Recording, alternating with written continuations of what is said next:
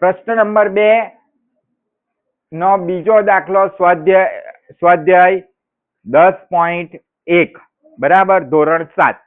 ચલો બીજાનો એ દાખલો, એમાં શું કહેવામાં આવ્યું છે આપણને કે એમાં શું કહેવામાં આવ્યું છે 4x ઓછા અવાજ નહીં સોરી ઓછા 4x વત્તા 5.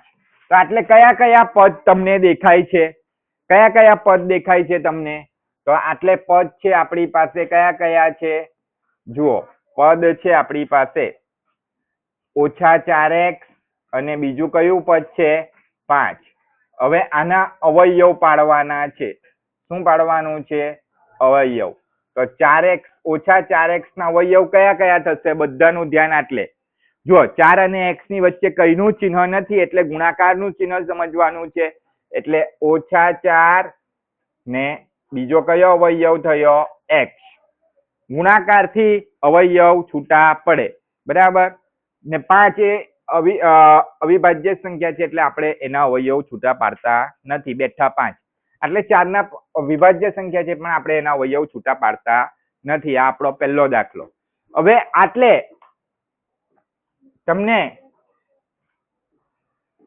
તમને કયા કયા પદ દેખાય છે? મને કોઈ કહેશે પદ કયા કયા દેખાય છે બી દાખલામાં? બી દાખલામાં તમને કયા કયા પદ દેખાય છે? ઓછા 4x વત્તા 5y. આમાં તમને કયા કયા પદ દેખાય છે? બોલો, કયા કયા પદ દેખાય છે? સાવ સહેલું છે, બોલો. 4x ને બીજો 5y.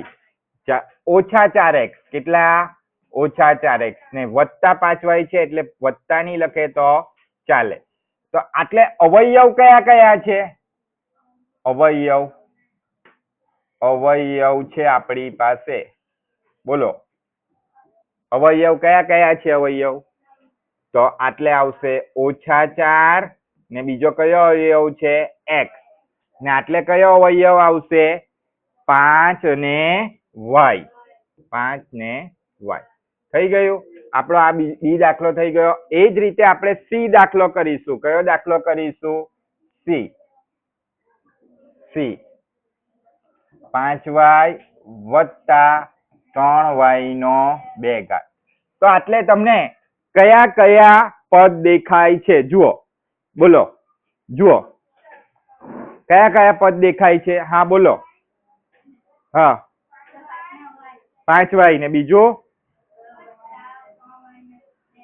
3y નો 2 ઘાત. તો આટલે પદ કયા કયા આવી ગયા? 5y અને બીજું વત્તા જ છે એટલે લખવાની જરૂર નથી ચિહ્ન. 3y નો 2 ઘાત. આટલે અવયવ કયા કયા છે? અવયવ. ચાલો ધ્યાન આપજો દરેક જણ. હા, 5 અને y આ બંને પદ કેવા છે? જુદા જુદા છે. જુઓ, બંનેનો ચલ, આનો ચલ y છે ને આનો ચલ y નો 2 ઘાત છે. બરાબર ને? જો ચલ અને ઘાતાંક સરખા હોય તો એ સજાતીય પદ કહેવામાં આવે. એ પછાડીથી આવશે પણ તમને કહેતો જાઉં. બરાબર. ચલો આટલે કોણ કોણ પદ છે? 3 ને y નો 2 ઘાત. બસ પૂરું આપણું. બરાબર, આ આપણે થઈ ગયું. હવે પ્રશ્ન નંબર 2 નો બીજાનો આપણે ડી દાખલો ગણીએ. ચાલો આમાં પદ ડી દાખલામાં પદ કયા કયા છે? કોઈ કહેશે મને પદ કયા કયા છે? બોલો, કયા કયા પદ છે? ચાલો એકવાર કહું છું. xy અને બીજું પદ કયું છે? 2x નો 2 ઘાત y નો 2 ઘાત. એટલે કેટલા પદ આવ્યા? કેટલા પદ આવ્યા? 1 અને 2. તો આ શું કહેવાય? દ્વિપદી. શું કહેવાય? દ્વિપદી. ચાલો આના અવયવ પાડીએ. અવયવ. ચાલો આમાં કયા કયા પદ અવયવ પડે? x અને y. આમાં કયા કયા અવયવ પડે? 2x નો 2 ઘાત ને y નો 2 ઘાત. આપણો આ ડી દાખલો શું થઈ ગયો? પૂરો. હવે ઈ દાખલો લઈએ. ઈ PQ વત્તા Q. આમાં કુલ કેટલા પદ દેખાય છે તમને? બોલો. 2. કયા કયા? PQ અને Q. ચાલો PQ ના અવયવ આપણે પાડી દઈએ પહેલા. જોજો બધા ધ્યાન આપજો. PQ ના અવયવ આવશે P ને બીજો શું આવશે? Q. ને Q નો અવયવ એકલો જ છે એટલે એ શું આવશે? Q. ખબર પડે છે? ધ્યાન આપજો. ચાલો F દાખલો. F. હવે આપણે જોઈએ છે F દાખલો.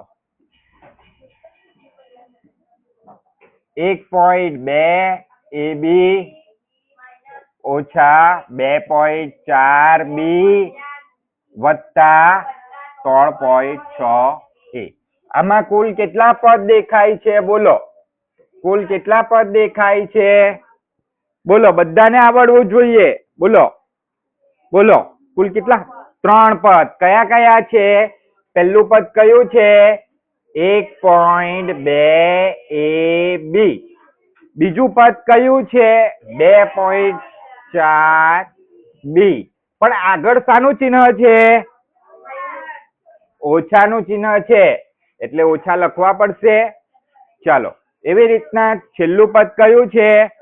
3.6 A. ચાલો આ બધાના અવયવ પાડી દઈએ. અવયવ.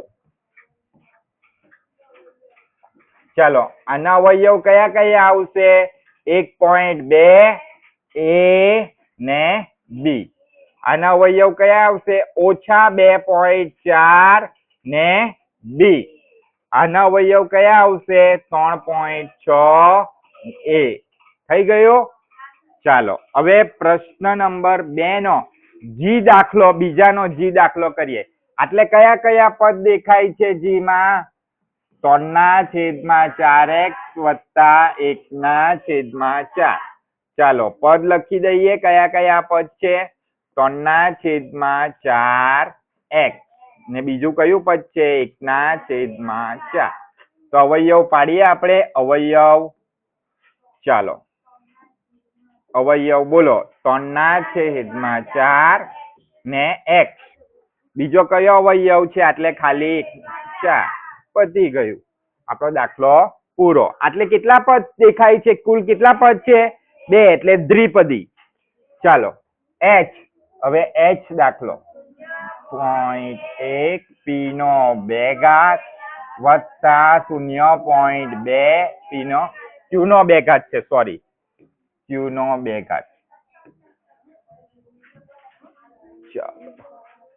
ચાલો F માં કયા કયા પદ દેખાય છે? 0.1 P નો 2 ઘાત ને બીજું કયું પદ છે? 0.2 Q નો. તો અવયવ પાડીએ. અવયવ. ધ્યાન આપજો દરેક જણ. ચલો અવયવ કયા કયા આવશે? 0.1 P નો 2 ઘાત ને આમાં 0.2 Q નો 2 ઘાત. થઈ ગયું? ચાલો